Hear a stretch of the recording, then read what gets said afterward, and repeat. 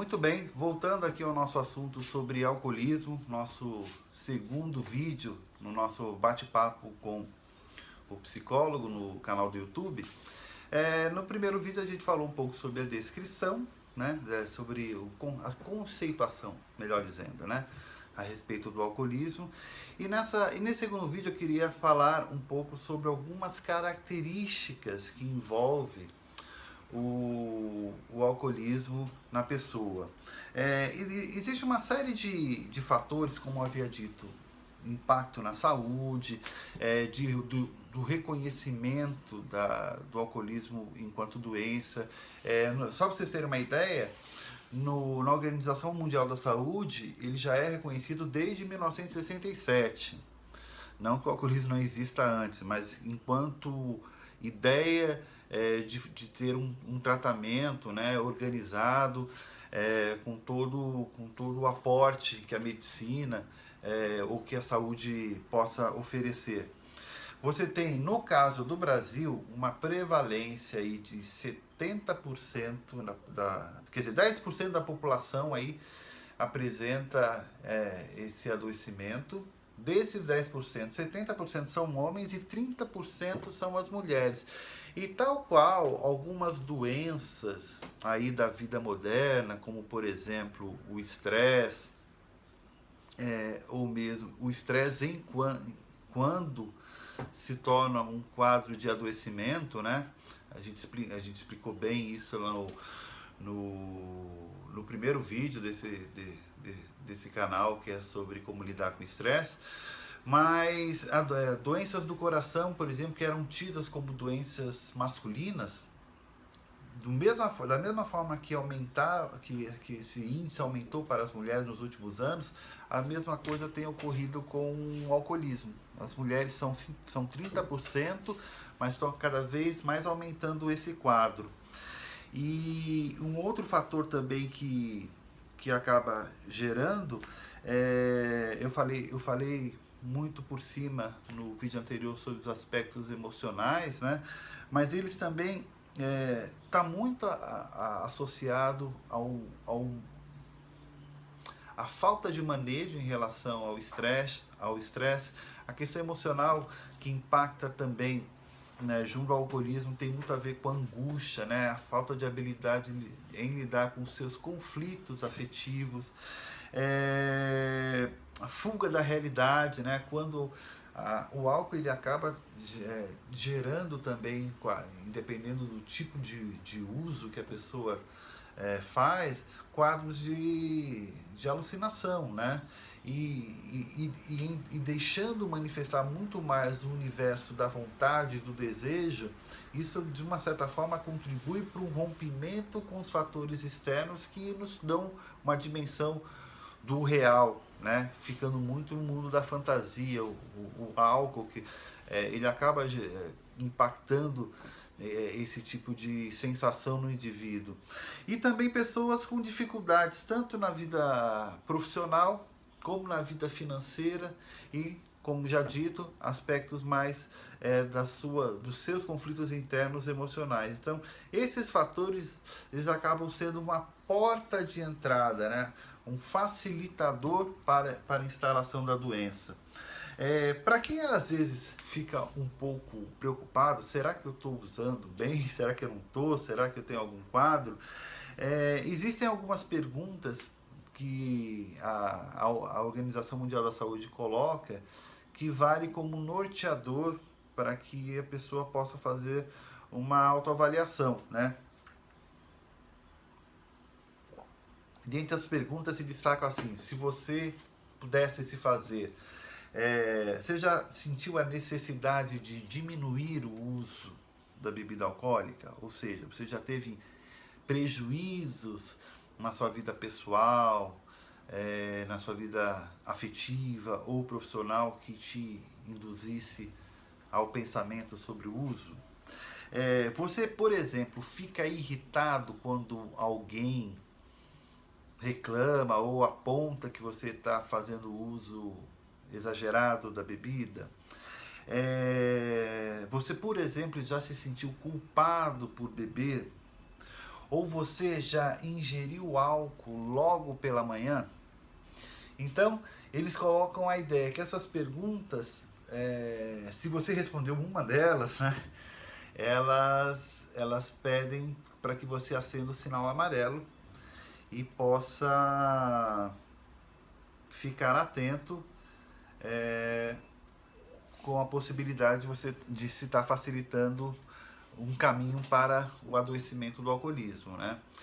Quando a pessoa acaba se identificando com esses fatores, existe um outro problema em relação ao alcoolismo, que é o medo, né? Porque o álcool, a princípio, ele é visto quase como uma coisa muito boa, uma festa, né?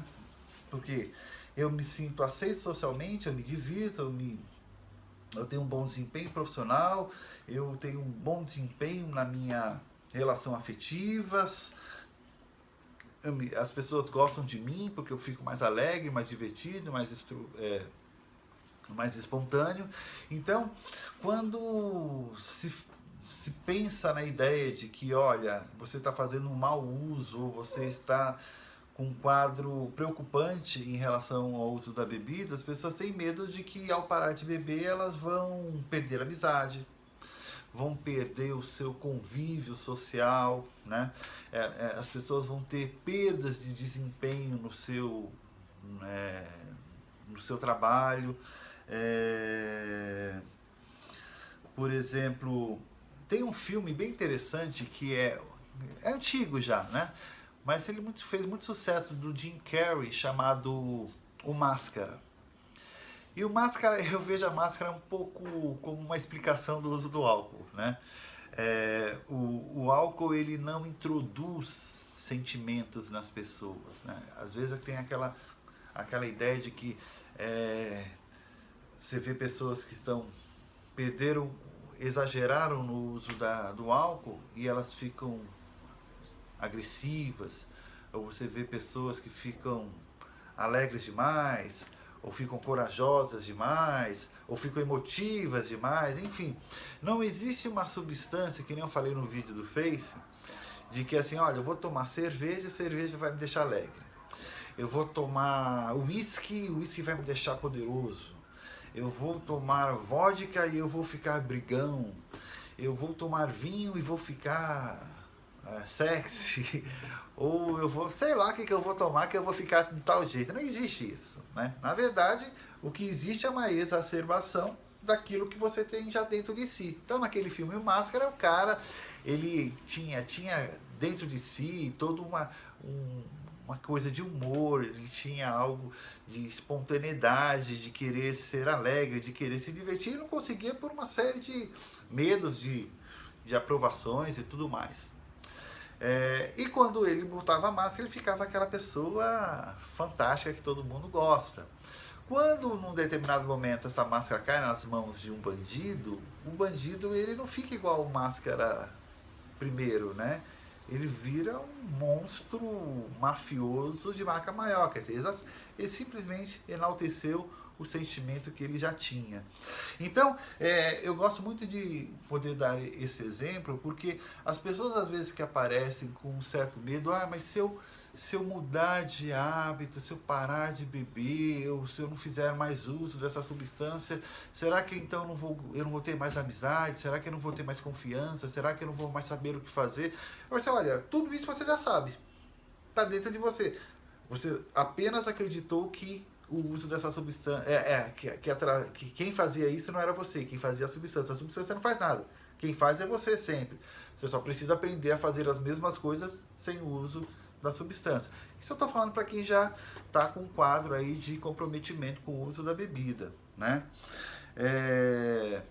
Um outro fator que as pessoas acabam tendo medo de poder encarar o alcoolismo enquanto tratamento é porque mudar o hábito significa você lidar com o desconhecido. E aí é um grande problema, porque o desconhecido, como eu já havia dito, na síndrome do pânico e mesmo no estresse, isso gera um certo temor pela morte, um certo temor por algo de ruim que possa acontecer, porque a gente está sempre buscando ter o controle das variáveis externas, né? A gente está sempre querendo ter a certeza do que vai acontecer. Apesar de isso ser uma grande ilusão, quando a gente se programa, a gente tem uma certa noção do que pode acontecer no futuro. E isso dá uma sensação de maior acolhimento perante a vida. E você mudar, e a pessoa quando pensa, ai meu Deus, vou mudar de hábito e vou perder tudo isso que eu conquistei. Na verdade, quem conquistou tudo foi a pessoa, não foi a bebida, né? Bom, essas foram as características assim de ordem mais emocional e comportamental que eu queria dizer sobre o alcoolismo. Mas também existem fatores que é importante a gente identificar, que são os aspectos sintomáticos, né? Quais são os sintomas que a gente acaba percebendo nas pessoas que acabam desenvolvendo o alcoolismo? Elas, do ponto de vista emocional, elas acabam tendo uma maior irritabilidade, né? Porque você tem uma variação hormonal, bioquímica do uso da substância e quando ela está em abstinência. Quando a pessoa ela desenvolve o alcoolismo, ela desenvolve uma dependência química, ou seja, o organismo ele acaba se adaptando tanto, porque a tendência do organismo é buscar sempre adaptação ao meio, interno ou externo, e a pessoa quanto mais ela bebe, mais o corpo se adapta, e aí para ter os efeitos necessários ela acaba tendo que beber mais, o corpo vai se adaptando, daqui a pouco o corpo, é como se ele pensasse assim, o natural do organismo funcionar era com aquela substância. E aí o que acontece? Essa substância ela fica um tempo no organismo. Depois disso ela acaba sendo eliminada. Por que ela é eliminada? Porque ela é tóxica, né? O álcool é tóxico para o organismo. O organismo ele faz de tudo para expelir do próprio corpo. É por isso, por exemplo, como eu já havia explicado lá no vídeo do Face, quando a pessoa bebe álcool, a primeira vez ela até fica aí, pode tomar uma, duas, três copos de cerveja, que ela não vai ao banheiro. Mas depois disso, quando ela for ao banheiro a primeira vez, vocês podem perceber, alguém na festa, ou mesmo se pode ter acontecido com vocês, depois você vai ao banheiro uma vez, numa festa em que você está consumindo álcool, toda vez que você beber um copo, ou até às vezes metade de um copo, você está indo ao banheiro novamente. Por quê? Porque nós temos um hormônio chamado, que é um hormônio antidiurético, que faz com que a gente, ao beber um líquido, ele não saia imediatamente. Ele fique sendo, esse líquido, ele faz todo o processo no nosso corpo, onde o corpo precisa de água, tal. Ele é filtrado pelos rins e o que não serve mais para o organismo é eliminado através da urina. Ele não é eliminado automaticamente, ele vai tendo um acúmulo na bexiga, e quando está uma quantidade razoável, o corpo elimina através da urina. Então, esse acúmulo, para ficar uma coisa desconfortável, é feito pelo hormônio antidiurético. Quando entra álcool no organismo, o corpo já está com aquele hormônio. Só que o organismo, principalmente o cérebro, né, percebe que, opa, tem alguma coisa ruim aqui. Vamos eliminar. Então para de produzir esse hormônio antidiurético. E aí o que acontece? Toda vez que a pessoa for beber, ele quase não passa mais pelo organismo. Passa por todas as etapas, né? Ele já automaticamente ele caminha direto para que ele possa ser eliminado pelo corpo. Então a pessoa bebe e já, pumba, o corpo fala, sai daqui, né? Então, essa é a função desse hormônio ADH no nosso corpo. Mas de qualquer forma, o corpo ele vai se adaptando a essa quantidade, né? E aí ele passa a entender que o natural desse corpo é ter essa quantidade de álcool. E aí que é o problema. Porque aí o organismo está sem o álcool, ele passa, mesmo sendo tóxico, ele passa a sentir falta. Então a pessoa fica com aquela síndrome da abstinência, começa a ter aquele... O pessoal que cientificamente é dito como delírio tremens, né? A pessoa passa a ter tremedeira nas mãos, sudorese, um certo ataque de ansiedade, de nervosismo. Então esses são os sintomas mais claros, mas você pode através o alcoolismo ele pode acabar desenvolver problemas aí de pulmão. Você pode ter problemas cardíacos também. Um outro fator que acaba sendo impactado pelo uso abusivo do álcool é... Como é que é o nome? O acidente vascular cerebral, o AVC, o derrame. Era isso que eu queria falar. Era o derrame, né? Que é o acidente vascular cerebral. Do ponto de vista comportamental, o que a gente encontra em casos de pessoas que têm o alcoolismo? Problemas com incêndio, né? Muitas vezes o álcool é acompanhado com cigarro, e aí você tem Por que às vezes a pessoa bebe, quando ela começa a beber muito, ela desmaia? Ela desmaia muitas vezes porque a primeira proteção que o corpo faz para eliminar o álcool é a perda do hormônio antidiurético. Sai daqui, né? Só que às vezes o cara insiste, não, só falta beber do lado do banheiro, né? E continua insistente nesse uso.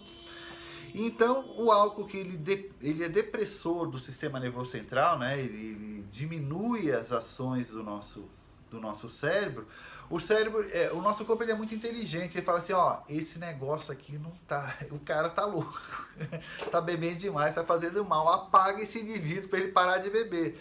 Então o indivíduo acaba meio que desmaiando, né? Só que são os casos, por exemplo, de acidente de automóvel. O cara tá lá dirigindo, bebeu demais, tá achando que tá bom, tá dirigindo e bum, dorme no volante e acaba causando acidente. Outra, você tá fumando e aí você fica lá bebendo, fumando, tem uma hora que o cigarro cai da mão e aí cai no carpete e por aí vai. Então, você começa a ter uma série de prejuízos por conta dos efeitos que o álcool acaba gerando na pessoa. Então, compromissos, né? A questão da responsabilidade, o cérebro... Por exemplo, se você tem um hábito de acordar sempre no mesmo horário por conta de compromissos, muitas vezes pode acontecer do seu alarme, despertador não funcionar. Sei lá, se é um rádio relógio que você está na tomada, acabou a luz, ele acaba não funcionando e tudo mais.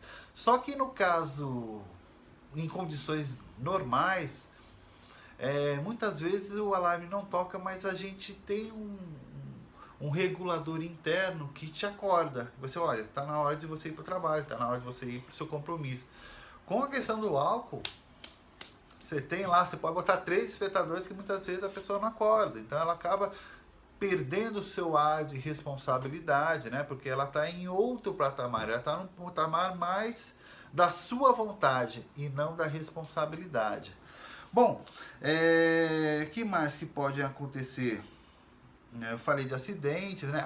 Uma outra coisa que acontece muito é o excesso de empoderamento, né? Então a pessoa se sente forte, corajosa, poderosa.